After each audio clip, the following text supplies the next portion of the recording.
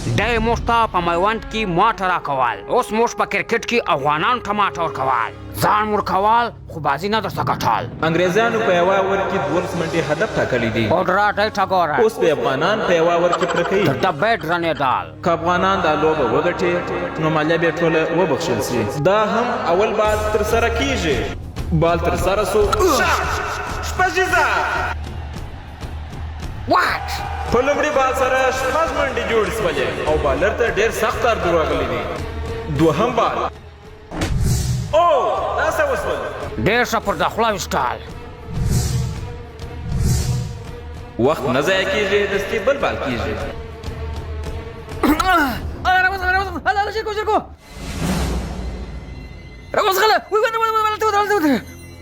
او په دې بال سره یوه منډه ترسره شوه. پر دې تو باید منډه جوړه کړو. مازې بیا د ګینه څخه وموښلوه. اورم یا په زوره نارې مه وه، ته چې وازه کړې یم چې رنز درسره جوړ نه کړي پر راټولېدل. بیټسمین ورخطا دی او بالر هم باغ د شاټ. دا ورته څه پکې چیش دی خو تال مازې ورسره وموښلوه. دا وارې ووه چې لرګي درسه ونه ولي. سمه ده.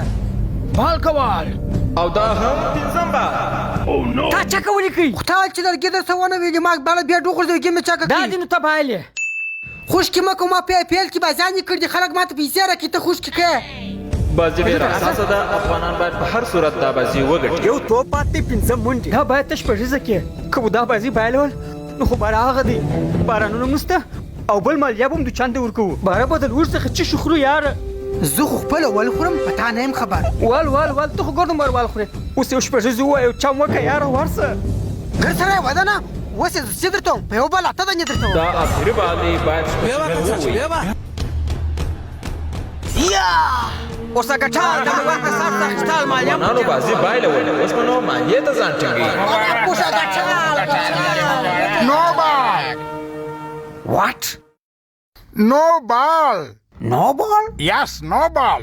د انګریزانو د غلطۍ له امله وان یو بال کول، بټه پر خپلو ځایو ډرېدل، هېڅ مشکل نه پېښېدل. افغانانو د یو بل چانس په لاس ورلی. اوس باید د چانس څخه ګټه پورته کړي چې مالیه یې هم معاف شي او جایزې هم ترلاسه کړي. دا د فرنګیزې د آخري بال دپاره را روان دی او دا هم شاټ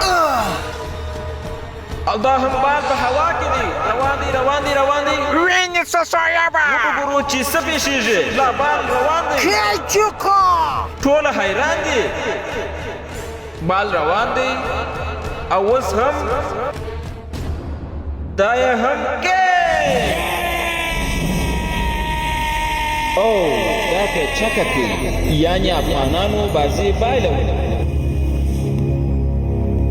او دا څه وسوه؟ ټوله فرنګیان پریشانه دي.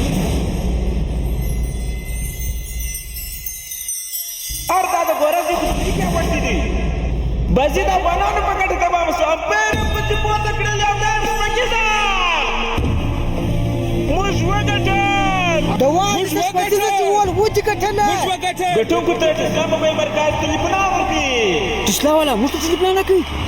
ګټونکي یعنې موږ ته راکوي. ما هم درته ده ګټلې ده. تا ته هم درکوي. راځه ته څه کوې؟ ته څه پلان ورکوي؟ موږ ګټلې ده، موږ ته راکوي. تاسو بیا خپل اسلام موبایل مرکز ته ورسئ، بریا دې رانیسئ. موت خو نور چاته نشته، موږ خو بازي ګټلې ده. هله وي دا ګټه خلک راپسېږي. ما راځئ دا بل اسلام موبایل مخ ته څه حال یې؟ اسلام موبایل مرکز ادرس د جامع عمر شاته په کندهار موبایل سنټر کې 9 نمبر دکان. د تماس او واتس اپ شمیره ده 0 390 14 150.